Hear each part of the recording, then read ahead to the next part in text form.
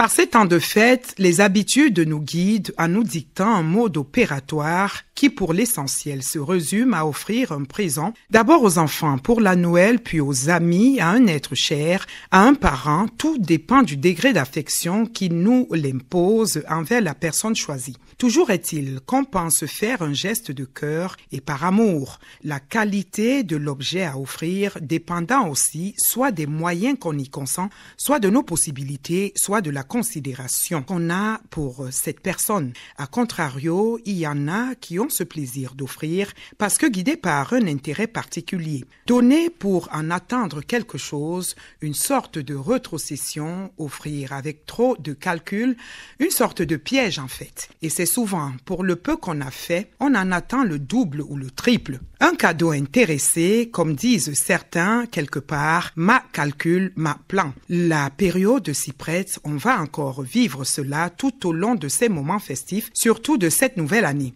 Le plaisir d'offrir perd alors tout son sens. Le cadeau offert est questionné, tout devient confus et touffu. Heureusement, on reconnaît toujours les siens. Les personnes vraies ne s'ignorent pas. Ça se passe entre cœurs. De grâce, laissons ces façons malignes de faire, offrons avec le cœur et non avec la tête. Trop de calcul tue l'opération. Je vous en donne un. Il vient de mon cœur, ce cadeau. C'est tout simplement un message et c'est sans calcul. Bonne et heureuse année.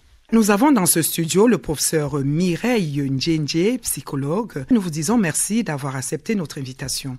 Mais c'est un plaisir pour moi que d'être à la radio ce matin. Alors, qu'est-ce que vous dites d'emblée à l'écoute de cette chronique? Quand j'écoute votre chronique, je revois l'ambiance actuelle de notre société, c'est-à-dire la crise de confiance. On a peur de tout, on interprète tout, on se demande pourquoi et comment. Donc, ça reflète vraiment le vécu de notre société actuelle. Et il y a aussi que parfois ces cadeaux sont vraiment offerts par intérêt. Absolument. Il y a tellement de significations qu'on peut donner au cadeau et l'intérêt fait partie de ces significations. Mais dites-moi, vous qui étudiez les comportements, vous étudiez les façons d'agir des gens, qu'est-ce que vous comprenez derrière un cadeau qui est offert d'emblée?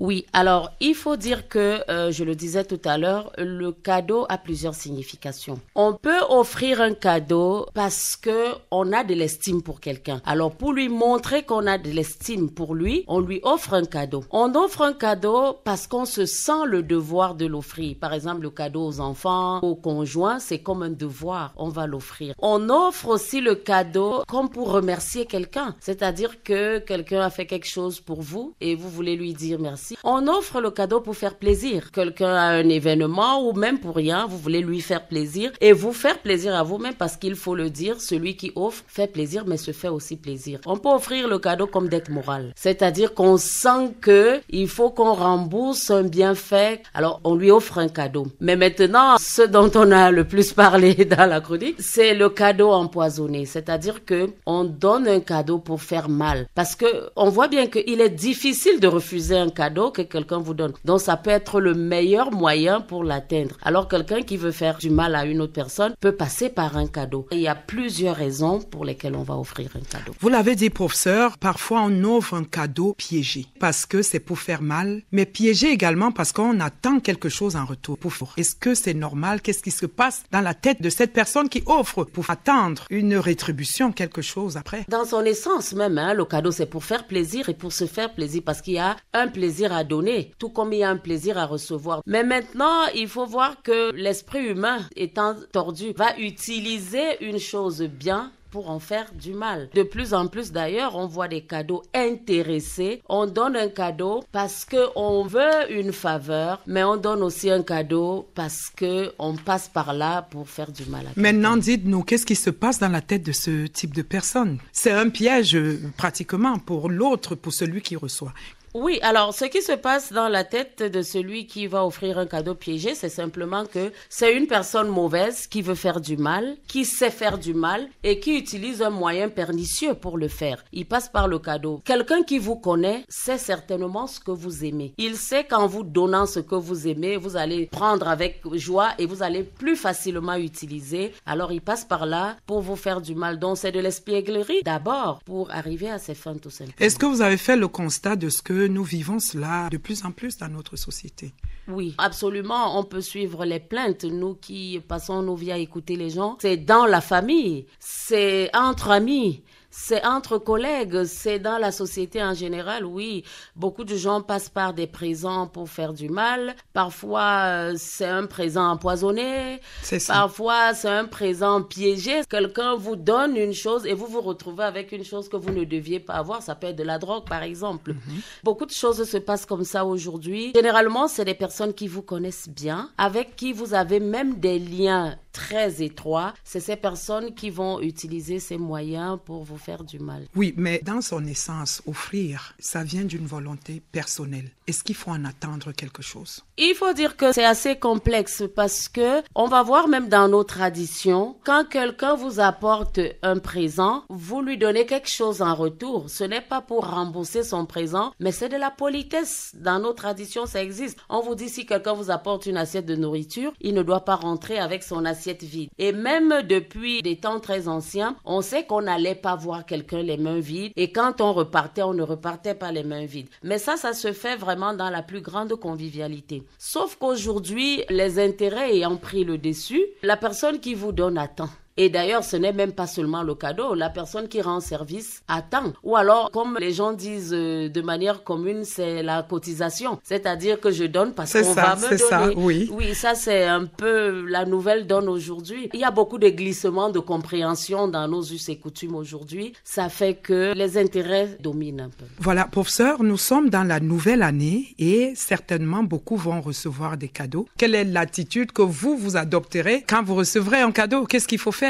Oui, alors tout dépend de qui vient le cadeau. De qui offre. Alors quand c'est une personne qui vous est familière, c'est votre ami, c'est votre sœur, c'est votre conjoint, c'est clair que vous manifestez de la joie, de la reconnaissance. Ce serait dommage que quelqu'un vous donne un cadeau et que vous le rejetiez ou alors que vous froissiez le visage. Ça frustrerait vraiment cette personne-là. Alors on le reçoit avec joie. Mais aujourd'hui, vous le dites si bien, avec la grande crise de confiance que nous vivons, on fait quand même attention. Quand on reçoit un cadeau, qu'est-ce que c'est? Eh ben, je me rappelle de cette maman qui disait à ses enfants, écoutez, quand on amène un cadeau à la maison, laissez que ce soit votre père qui ouvre. Je ne sais pas si c'est pourquoi le père? Ben, parce que on s'est dit, il est plus prompt à se défendre. Oui. Si c'était quelque chose qui devait éclater ou bien qui devait faire mal, le père saurait mieux comment réagir le plus tôt. Donc, c'est pour montrer qu'on est quand même prudent. On reçoit les cadeaux, on les garde et puis on va les ouvrir prudemment. Aujourd'hui, on ne sait vraiment plus à quel Est-ce que vous, personnellement, vous avez eu une expérience du genre? Un cadeau, peut-être pas empoisonné, mais un cadeau pour en attendre quelque chose? Oh oui, ça, on le vit tous les jours. Aujourd'hui, même le bonjour que quelqu'un vous dit, c'est parce qu'il attend une autre chose. Décidément. Et puis, il suffit d'être un peu patient et on va voir la suite de ce qu'il attend. C'est vraiment la nouvelle attitude, malheureusement,